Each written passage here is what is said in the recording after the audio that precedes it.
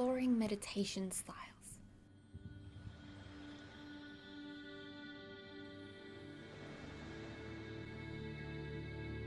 If it is your first time trying to meditate, there are a few things I would like to make you aware of. Your body might not be used to sitting in a still position without the desire to move. I am sure there are more reasons for this, but we live in a busy world where we constantly need to do something. This could be difficult to detach from. Be patient with yourself. If you feel the urge to move, observe that, as that will build a closer relationship with you as you, the observer instead of the actor, the one taking actions from the mind when instructed to do so. We have to also understand that the mind is a lens we perceive life through, meaning the mind can never perceive itself, although it will always try to do that. It is like your eyes trying to see themselves or each other, for that matter. Almost impossible, right? Yes, almost.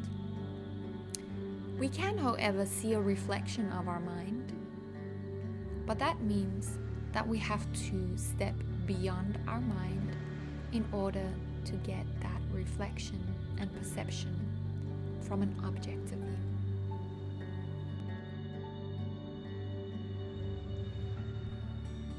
When we try to become still, the mind will most likely retaliate because it feels abandoned or not useful anymore. Due to little distractions, you might notice that it feels like there is a waterfall of thoughts coming to the surface. This might overwhelm you at first. Please know this is a part of the process. There is no way around the mind. We have to patiently move through your mind to get to the other side and notice how our awareness does not only exist in the mind. You might also notice how the mind is trying to identify itself as other things because of the fact that it can't perceive itself. For example, the mind might try to identify itself as the body by giving it signals to move or fidget, and the body responds. It gives the mind reassurance that it might well be the body. It is important to notice when the mind gives these signals and to not react upon them. This will strengthen your objective awareness to detach from the mind and lead you to a deeper meditative state.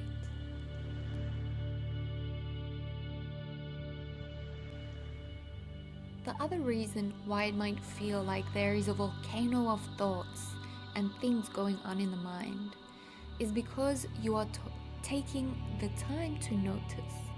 This does not mean it is only arising now.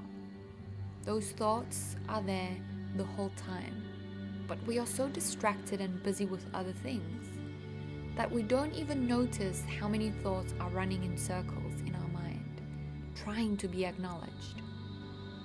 The thing is, your senses and your thoughts are not distractions. If you perceive them as such, then that is what they will be to you.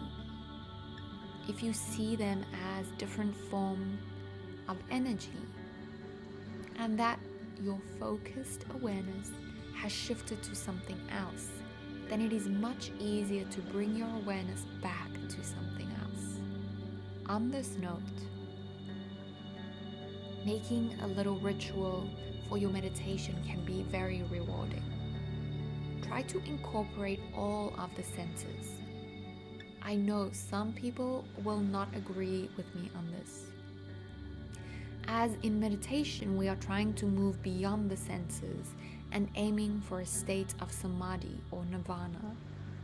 As we move towards and through the senses, it brings and grounds us into the present moment.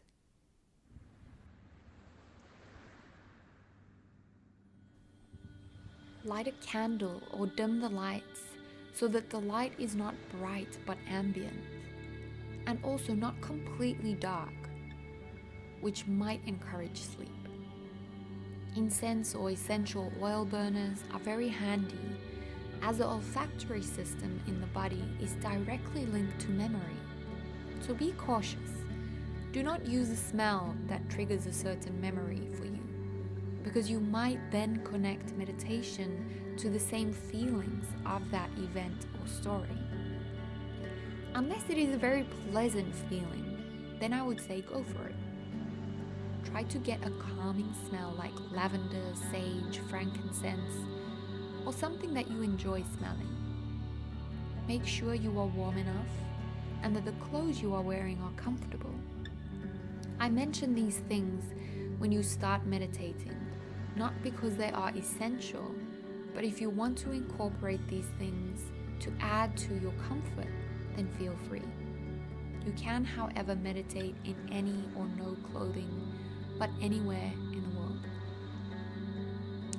A lot of people suggest meditating on an empty stomach, so that you have more energy that is not busy with digesting food. But in the same light, I have tried before and spent the entire meditation practice thinking about how hungry I am. So eat something small if you are very hungry. There is not really a right or a wrong here. Being uncomfortable because you had too much to eat can also draw awareness towards that. So being mindful about it is enough.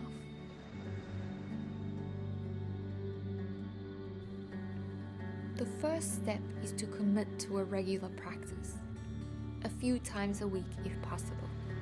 Be clear about the time you will carve out. 10 to 15 minutes initially is recommended, where you will be relatively undisturbed.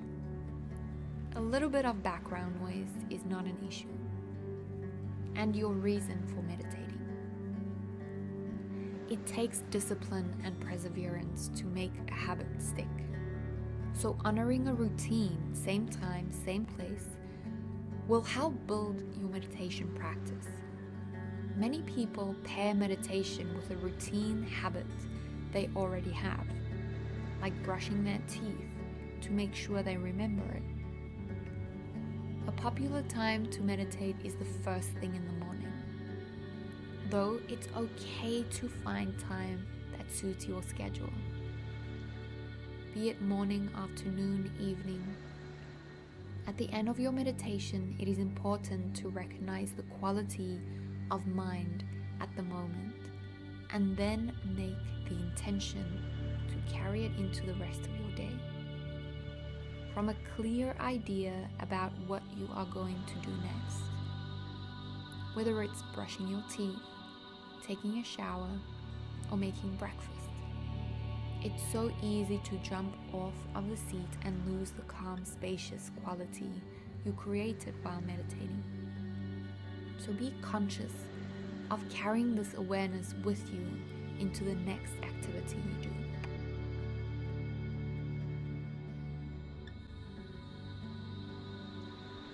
I have heard so many meditations and books saying to quiet the mind and remove all the thoughts.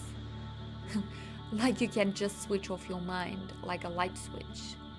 This drove me crazy when just starting to meditate, and it actually made me dread trying to meditate. The mind is always active, even active when we are sleeping and unconscious. So expecting it to magically switch off when you are starting to meditate will cause stress, frustration, and even anger. So here is a different approach. Meditation is not about actively trying to do anything. It is not to try to get the mind empty, although at times you might notice that there are spaces or pauses and silence between thoughts. This is not a bad thing either. Instead of trying to clear the mind, allow your mind to settle, like a glass filled with mud. If you stir the glass, it will always be murky. But the more you just let it be, the clearer the water will be. And the ground will sink to the bottom of the glass. When that happens, it's easier to connect to the clear parts of the mind that helps you see things without distortion. And the more and more you use those parts, when you start interacting with the outside world again after meditation, the stronger those connections will form, and the distorted and muddy side will lose its power.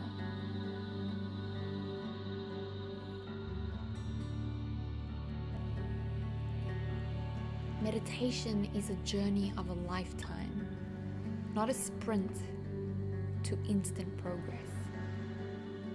Take it session by session, day by day, appreciating that this is a skill that requires commitment, patience, and practice, where the benefits are felt gradually over time. Now let's explore some meditation styles.